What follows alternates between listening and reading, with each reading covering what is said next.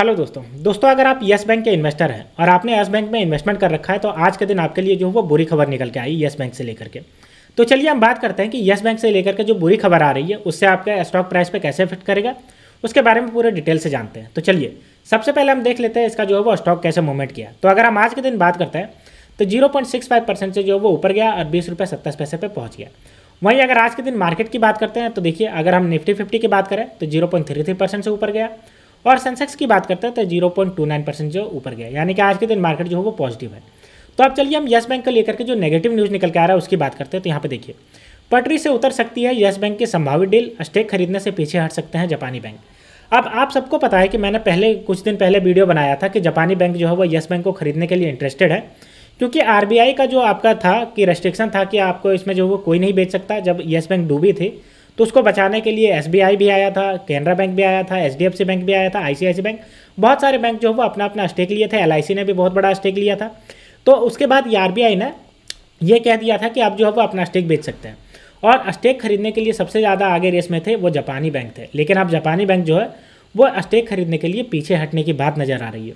तो चलिए हम बात करते हैं कि आखिर पीछे हटने से जो है वो यस बैंक को कैसे नुकसान होगा। तो आप सबको पता है कि अगर कोई प्रमोटर नहीं होगा, स्ट्रॉन्ग प्रमोटर नहीं होगा किसी भी बैंक के पीछे, तो उस बैंक का जो है वो उतना ज़्यादा क्रेडिबिलिटी नहीं रहता है। और वैसे भी यस बैंक जो है वो इतनी बुरी हालत से गुजरा है। एक बार 375 रुपया का प्राइस था और आज आप देख सकते हो कि कितना कम प्राइस है। और इसके पीछे जो है वो यही है कि इसका जो है वो बहुत ज़्यादा नॉन परफॉर्मिंग एसेट बढ़ गया था और बहुत ज़्यादा इसका खराब परफॉर्मेंस आ गया था। तो चलिए हम बात करते हैं यस बैंक को लेकर के, इसका जो है वो जापानी बैंक क्यों पीछे हट रहा है इसके बारे में बात करते हैं। तो देखिए अगर हम इसके बारे में बात करते हैं तो यहाँ पे देखिए यस बैंक में 24% स्टेक बेचने की स्टेट बैंक की योजना अटक गई है। अब आप सबको पता है कि स्टेट बैंक ऑफ इंडिया का 24% का स्टेक था जब ये डूब रही थी, तब इसको बचाने के लिए, क्योंकि स्टेट बैंक ऑफ इंडिया जो है वो सरकारी कंपनी है और सरकार इसको बचा रही थी। स्टेक खरीदने के लिए दिलचस्पी दिखाने वाली दो बैंक MUFG और सुमितोमो मित्सु बैंकिंग कॉरपोरेशन अब डील को लेकर इच्छुक नहीं है। यानी कि दो बैंक जो जापानी बैंक थी जिसको लेकर के चाह रही थी कि खरीदे, अब इसको लेकर के इच्छुक नहीं है। मामले से वाकिफ एक सूत्र ने बताया कि सितंबर से अब तक स्टेक सेल के मोर्चे पर किसी तरह की प्रगति नहीं हुई है और ऐसा लगता है कि इस सिलसिले में ऐसा फिलहाल दोनों बैंकों के साथ बातचीत अटक गई है। अब देखिए बातचीत अटकने के पीछे जो है वो दो रीजन था, क्योंकि जापानी बैंक चाहते थे कि इसमें हम 51% लें या फिर उससे ज़्यादा स्टेक लें और हम जो है वो कंट्रोल करें यस बैंक को। लेकिन भारत सरकार चाहता था, आरबीआई चाहता था कि 51% का स्टेक जो है वो जापानी बैंक को नहीं दे सकते। क्यों नहीं दे सकते? क्योंकि हमारी बैंक है और अगर हम 51% दे देंगे तो कंट्रोलिंग पावर जो है वो जापान के पास चला जाएगा, और कंट्रोलिंग पावर अगर हमारा पैसा का कंट्रोलिंग पावर अगर जापानी बैंक के पास चला जाएगा तो वो दिक्कत वाली बात है, क्योंकि फाइनेंशियल सिक्योरिटी का मामला आ जाता है।